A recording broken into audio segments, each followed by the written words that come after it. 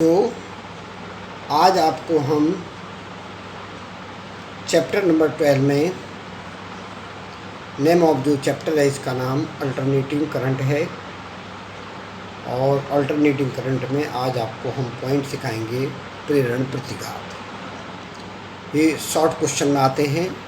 प्रेरण प्रतिघात, प्रेरण प्रतिघात क्या होता है?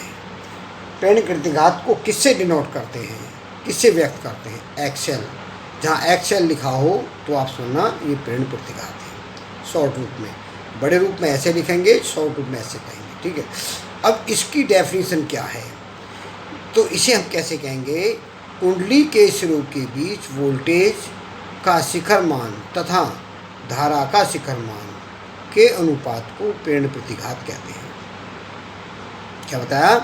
कुंडली के सिरों के बीच वोल्टेज का शिखर मान और धारा का शिखर मान के अनुपात को प्रेरण प्रतिघात कहते हैं। इसे एक्सएल से व्यक्त करते हैं। एक्सएल बराबर V0 अपॉन I0 का दूसरा मान होता है ओमेगा एल, और ओमेगा एल तो XL equal to omega L. इसका मात्रक क्या होता है? ओम, ठीक है।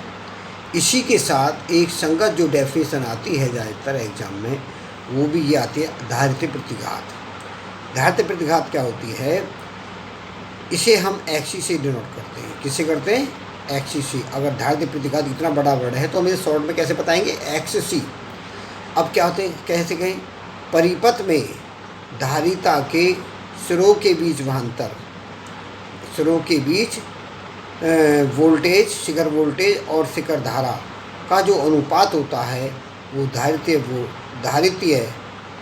या प्रतिघात कहते हैं। धारितीय प्रतिघात कहते हैं। इसे एक्सी से व्यक्त करते हैं। तो परिपथ में धारिता के सिरों के बीच जो वोल्टेज होता है और उसमें जो धारा बहती है, उन दोनों का जो अनुपात होता है वो धारितीय प्रतिघात कहते हैं। और इसे एक्सी से व्यक्त करते हैं। एक्सी बराबर V0 अपॉन I0। इसको हम किसके इक्वलेंट करेंगे? 1 अपॉन ओमेगा सी, या ये कह सकते हैं एक्सी बराबर 1 अपॉन ओमेगा सी। और इसका मात्र क्या होगा? ओम। मात्र क्या होगा इसका? ओम। तो ओम इसका मात्र हो गया। ये पहली परिभाषा। ये दूसरी, ये आपको सिलेबस में बता रहा हूँ, जो सिलेबस में मेन है। अब है प्रतिबाधा। प्रतिबाधा क्या होती है? जो हमारे परिपथ होते हैं उनमें संयुक्त प्रतिरोध आता है, अलग अलग टाइप का, अलग अलग तरीके के जो प्रतिरोध होते हैं उनका एक प्रभावी प्रतिरोध होता है जिसका नाम रखते हैं प्रतिबाधा, ठीक है। अब इसमें हम कैसे कहें? एल आर परिपथ में, एल आर जो परिपथ होता है, एल आर परिपथ में प्रेरक और प्रतिरोध श्रेणी क्रम में जुड़े हों तो इनके बीच तुल्य वोल्टेज और तुल्य धारिता का जो अनुपात होगा उसे हम प्रतिबाधा कहते हैं। इसे जेड से व्यक्त करते हैं। अब इसे हम शॉर्ट में कैसे कैसे कह सकते हैं? जेड बराबर आर स्क्वायर प्लस एक्सएल का होल स्क्वायर, या जेड बराबर आर स्क्वायर प्लस एक्सी का स्क्वायर का रूट, या जेड बराबर R square plus XL minus XC का होल स्क्वायर। अब आपको ये दो होंगे, दो से अधिक होंगे, एक नहीं होगा। एक से अधिक जो होगा वहाँ प्रतिबाधा होती है। जहाँ केवल एक होता है, एक होता है, वहाँ पर हमारी अलग अलग प्रतिरोध के नाम होते हैं। लेकिन जब एक से ज़्यादा होते हैं वहाँ प्रतिबाधा होती है, ठीक है। इसका मात्रक भी क्या होगा? ओम। इसका मात्रक कितना होगा? ओम। तो ये आपकी मात्रक बता दिए, इनकी परिभाषा, इनके सूत्र इस तरीके से बता रहा हूँ। आप 10-20 किताब भी पढ़ लोगे तो आपको नहीं मिलेगा। आप किसी के पास भी जाकर के लिखवाओगे तो आपको नहीं मिलेगा। जो चीज़ मैं दे रहा हूँ आपके लिए अमूल्य है, इसको अच्छी तरह तैयार करना है, ठीक है। अब आगे चलते हैं बच्चों।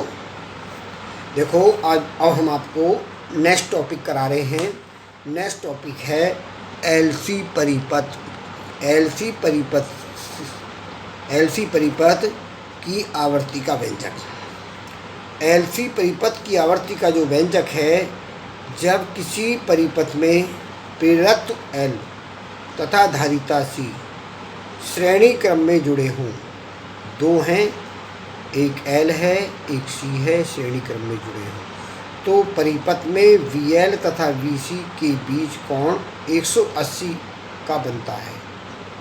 तो वी एल आई से कला में 90 डिग्री अग्रगामी होती है और वी सी आई से कला में 90 डिग्री पश्चगामी होती है, इसलिए 180 का बनता है। ठीक है, तो इसका परिणामी जो विभवांतर होता है, परिणामी विभवांतर V equal to V L minus V C होता है। और इसकी जो प्रतिबाधा होती है, दोनों प्रतिबाधा होती है हमारी Z equal to X L minus X C. देखो इसमें हमने क्या करा कि हमने एक AC स्रोत लिया, एक ही स्रोत के एक टर्मिनल पर हमने प्रेरक की एक सिरा जोड़ दिया, प्रेरक के दूसरे सिरे को हमने कंडेंसर धारिता से जोड़ा, धारिता की दूसरे सिरे को इसके दूसरे स्रोत से दूसरे सिरे से जोड़ दिया, तो ये श्रेणी क्रम हो गया, इसमें धारा बहने लगती है। तो इसके जो बीज वोल्टेज होती है वो VL, जो इसकी बीज वोल्टेज होती है वो VC, जो इसकी भी रेजिस्टेंस होता है वो XL, जो इसकी भी रेजिस्टेंस होता है वो XC। ठीक है, अब इसी को हमने जो यहाँ पर ये ग्राफ में चीज़ सर्किट में दिखाई है, इसको हम ग्राफ में शो करते हैं। देखो VC हमेशा इसकी नीचे की ओर होती है, VL हमेशा ऊपर की ओर होता है, करंट हमेशा मिडल में होता है, एक्स एक्सिस पर होता है करंट हमेशा एक्स एक्सिस पर होगा, माइनस वाई एक्सिस हमारी नीचे की ओर होगी, प्लस में हमारी ऊपर की ओर होगी। अगर VC का मान ज़्यादा है तो परिणामी नीचे की ओर होगा, VC का मान VL का मान ज़्यादा है तो परिणामी ऊपर की ओर होगा। ठीक है, तो इसमें 90 डिग्री ऊपर और 90 डिग्री नीचे, तो कितना होगा 180 हो गया। ये तो इसका इसे कहते हैं ग्राफ, क्या कहते हैं, ग्राफ द्वारा समझाना। ये परिपथ, ये इसका ग्राफ और परिपथ के द्वारा ये मैंने डेरिवेशन आया करा।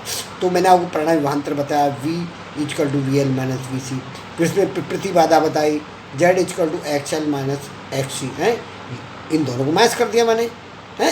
अच्छा, अब हम देखो, यदि ये मेरे हैं, यदि परिपथ में दोनों बराबर हों, अगर ऐसे होता है कि दोनों वैल्यू बराबर हों, यदि बराबर हैं तो Z का मान क्या होगा, 0 होगा। जब Z 0 होगा तो इस स्थिति में धारा का जो आयाम है अनंत हो जाता है।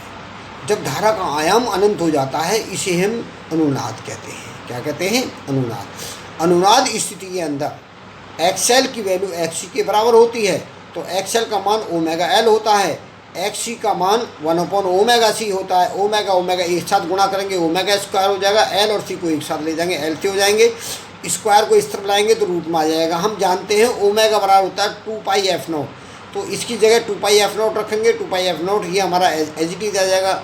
इसमें 2π की वैल्यू इसके साथ आ जाएगी, f0 ही रखेंगे, f0 equal to 1/2π under root 1/LC। ये हमारी अनुनाद स्थिति की आवर्ती का व्यंजक है। ठीक है, इसे तैयार करना है, एग्जाम में आता है, आपको भी तैयार करना है, एग्जाम में आएगा, तैयार कर लेना। मैं पहले ही बता रहा हूँ इसलिए आपको। अब देखिए, मैं आपको कुछ गृह कार्य दे रहा हूँ, इस गृह कार्य को तैयार करना है।